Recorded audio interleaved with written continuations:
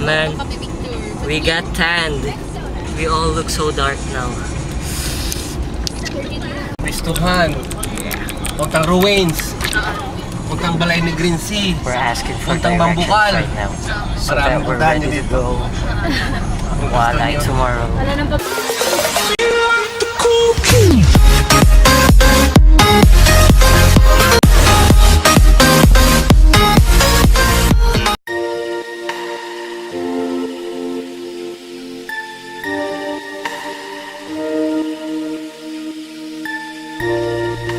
Guys, so we arrived at Nature's Village Resort in Bacolod. Yeah. Kuya Dodong Sales will be our tour guide. Hello! Great driver. Yeah. He's a retired police, so he will be our security as well. Tourist guide. Tourist sir. Alright, so we're here, team. Fast forward, we're all prepared for the interview. Check out, I'm wearing full formal right now. Check out how Vin looks. She plans to seduce the judges. Guys, I can't video because I've been preparing for the past hour. But check this out though. Like, I'm on formal attires and check out my shoes though. It's rubber. I'm wearing rubber shoes because I forgot my leather, man. Okay, yun lang. So, okay, bye. Video ba tayo while on the interview? Probably not. 1 hour later. The interview was postponed again. We'll start at 7:05 and it's just 6:30 right now. This panel interview is ruining my first day here in Bacolod. We don't know how the TV works. Like, it's not working, bro. Vin, fix the TV. Wala nang, may mga bagay na hindi mo na maayos pa. Tandaan mo yan. You'll need that in the near future. Pasensya ka na sa mga kathang isip kong God. What are we gonna vlog about? What should I talk about? Shit, meron akong topic, bro. Guys, this is kinda personal. But in the past few days, thing is, like, there are always people who will try to drag you down. Like, seriously, you will feel it. You will feel discriminated. You will, of course, feel down, obviously, because that's their main goal. But the thing is, if you're gonna let them see that you're much affected on how they sabotage everything for you, then that's a win for them. The thing is, at the end of the day, the results of everything, whether you win or lose, the result will always depend on you. And will always depend on how you react to certain circumstances such as this. So if you let them win, if you let them see that you're too affected of how they sabotage everything for you, then that is a lose-lose scenario for you guys. Like, you should, the greatest revenge is to show them how successful you'll be despite how they pulled you down, they dragged you down. So yeah. Yeah, that's why I'm here right now. That's why I'm enjoying myself right now, and that's why I'm having this interview 30 minutes from now. Is because I choose not to listen to people who try and who keep on trying to drag me down. Yeah, and I feel inspired right now. Na-inspire sa sarili ng popo. Who is our inspirational person? I feel inspired by Alec Morgan. I just inspired myself. Pero I don't know, it's like I have this connection with the camera, with me talking in front of this camera and listening to my own words. I don't know, like, maybe you guys watching this right now, I can feel your presence watching this. That's why I feel like I'm not alone in this battle of people trying to drag us down and everything.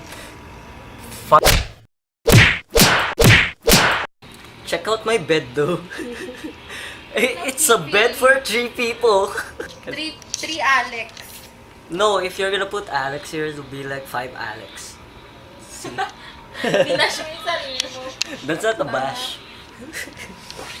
Check out Vince's bed. It's single bed because I'm single. God.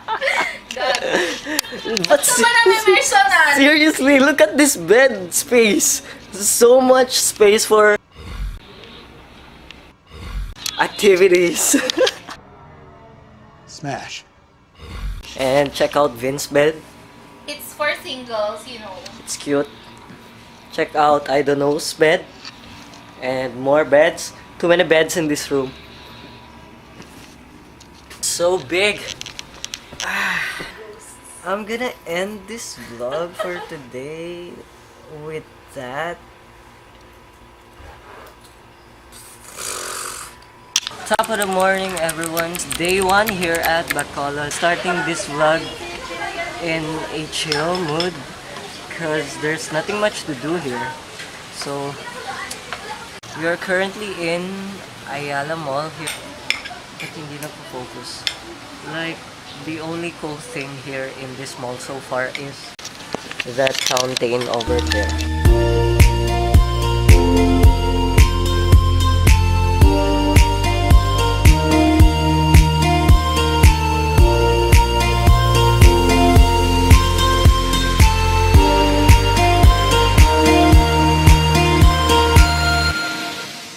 Yo, day 1 bro, I still haven't vlogged the whole day. I need content! Guys, show me some content. We were too lazy to vlog. We went to different malls today. Content! Yo! See, like, everyone's lazy as super lazy. We stayed at the room all day. Ata. Yeah, we did, right? Yeah. Yeah. The room again. Oh, no, we actually went out and we went to Robinson's to buy some snacks. We bought like 2 plastics of snacks, food, and drinks. And also, I bought a new shoes. Yeah, I need to show you guys that. Guys, tell me if this is not one of the fanciest shoes you'll ever see in your life. Yo! Like, do you even see men wearing these kind of shoes? Sobrang saya mo, 1.5 yan. Ang ganda kasi. May ganyan ako Yeah. dito. Mario de Boro. Mat kasi yan. Check out my eggy socks though. Guys, nothing interesting happened in the vlog today. In the vlog? So, yeah. So, we're just here in this room talking to this camera about nothing. Guys, tell a good joke for the vlog.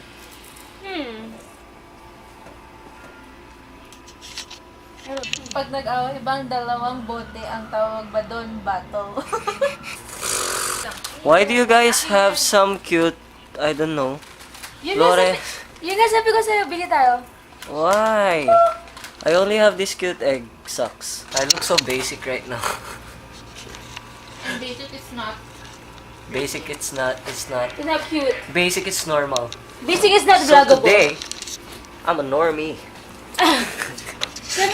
Yo, Ayoko na umalis. I have nothing to do. You guys wanna see my toothbrush? This is how you vlog. If you don't have anything to do, show them like Normie stuff. your water, your what the bin. I'm so evil. Check out this hotel. If this is not one of the fanciest hotels, you can literally hear the music downstairs. And we're just here laying on the bed with my super big bed and their small beds. I'm just laying here on my super big bed. Anong body of water ang pampalinis? Zone rocks. No. What? Eddie Pans. God. Amazing. Pansam putik.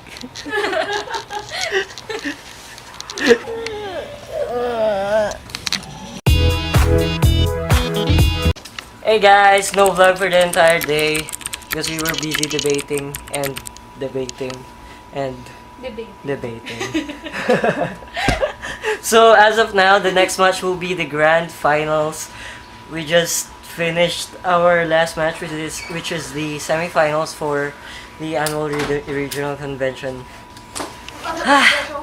I have mixed emotions right now because I am super tired and I don't want to go on the next match anymore because I'm like exhausted. I'm like super drained, but like that's the championship, bro. So we're all confused if we're going to go on that match. Like Vin doesn't want to go anymore because she wants to go to the ruins with some of our friends. results double time. With some of our friends who went there and roam around Bacolod the entire evening because some told us that the ruins is better when you visit it at night, and that is our last chance because tonight is our last night in Bacolod. How do you feel about that, guys? And Tonight. you're so betrayed. Exactly.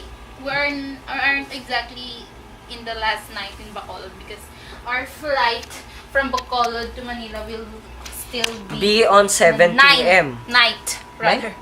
Night. Yeah, 7 Will night. be on 9 ba? 7 Night. Night. Gabi.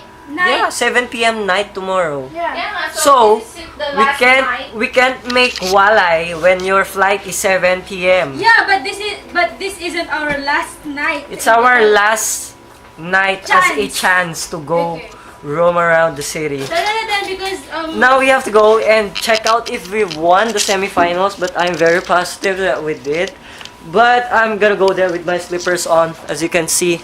I don't know, I don't even care. They're all wearing formals. Probably everyone there is wearing formal, but I'm too tired for this shit, bro. but I want to win. Sabi mo.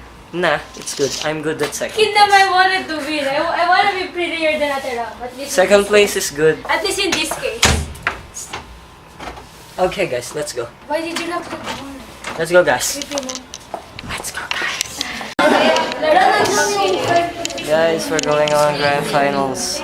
Gago, like we won. So this is the grand finals, guys. So we're gonna brainstorm right now. So bye.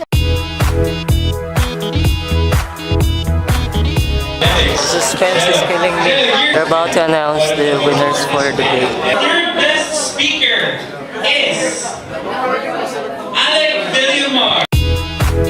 First place lang. She's the best speaker in this ANC. And you, Kuya Alec, you're the third best speaker.